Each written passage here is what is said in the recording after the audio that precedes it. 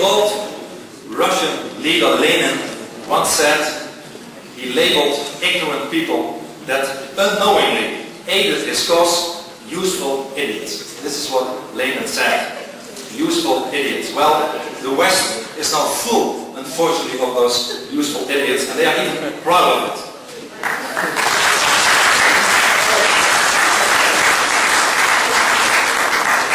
Let me give you some words about the movie you just saw, my short film, Fitna. I felt I had the moral duty to educate people about Islam and about the Islamization of Europe. The duty to make clear to everyone that the Quran stands at the heart of what some people call terrorism, but is in reality Jihad.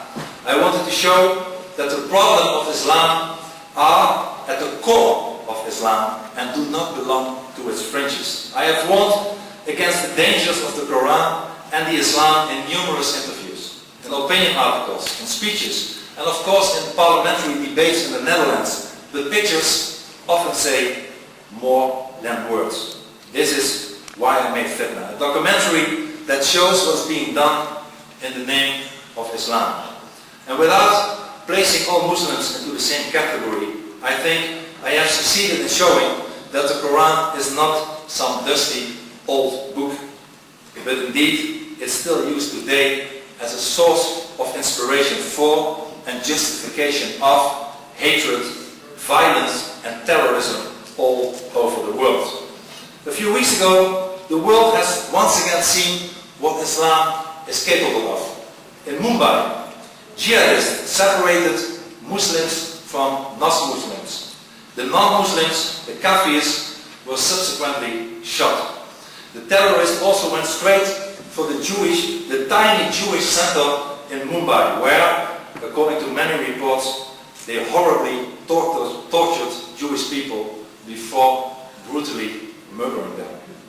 And most of the Western media stick to naming the culprits as being members of separatist movements. And in doing so, they are missing the main point and are unjustly ignoring the Islamic nature of the terror attacks. After all, if it is a conflict about borders, why are they killing Jews in Mumbai? Why, in a city of tens of millions, find the jihadists the shortest way to the only rabbi in town in order to kill him and his wife? Why are the Israel's enemies always shouting Allahu Akbar and kill the Jews if all they want is a peaceful coexistence and mutual understanding? Maybe, I am just guessing, it's because they have an ideology that tells them to kill Jews, to kill unbelievers, and to advance Islam until there is world domination. Islam, after all, divides the world into a Dar al-Harb and a Dar al-Islam. Islam, ladies and gentlemen, is a totalitarian ideology full of hate, violence and submission. And from the day the plan of my short film was made public, it caused quite a stir in the Netherlands, in Europe and across the world. First, there was a political uproar with government leaders across the continent in sheer panic.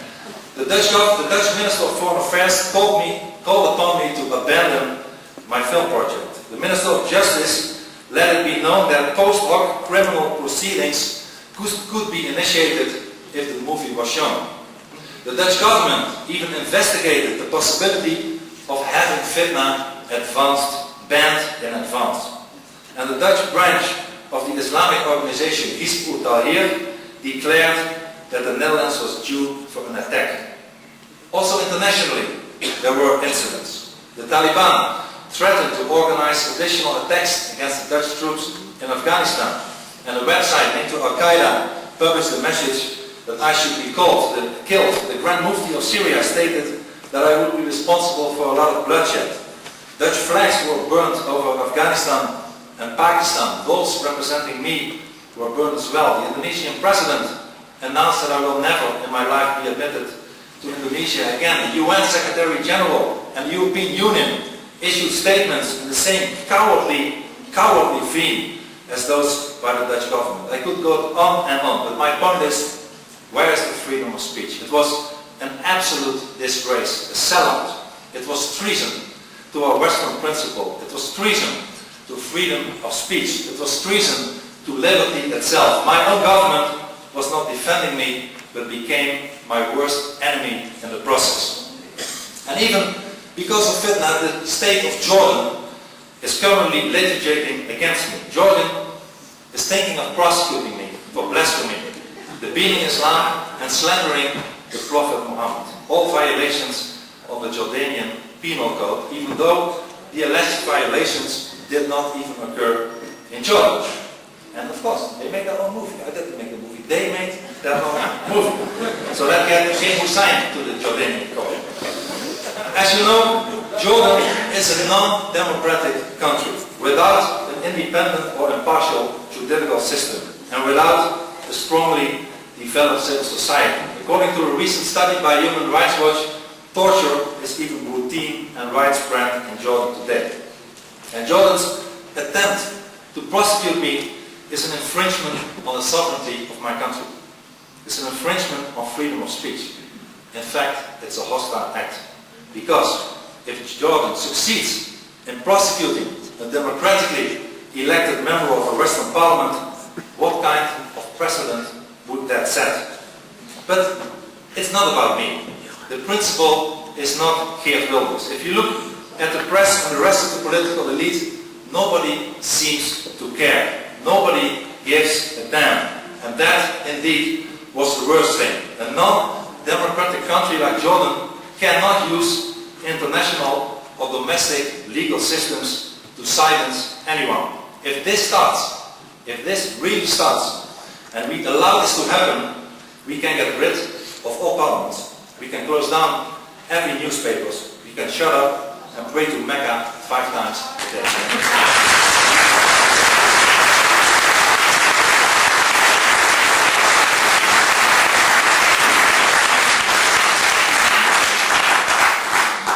But ladies and gentlemen, there is some hope. For instance, there is some hope with the middle class workers. Underneath the empty bravado of the elite, the middle class workers, the average Joe, is starting to realize that there is something terribly wrong with Islam. In the Netherlands, 60% of the population considers mass immigration the worst mistake since the Second World War. And again, an equal 60% of the people in the Netherlands sees Islam as the #1 threat to our national identity. But the party, my party, the Freedom Party, is the only political party in the Dutch Parliament that shares and is brave enough to advocate publicly this view. There's also hope.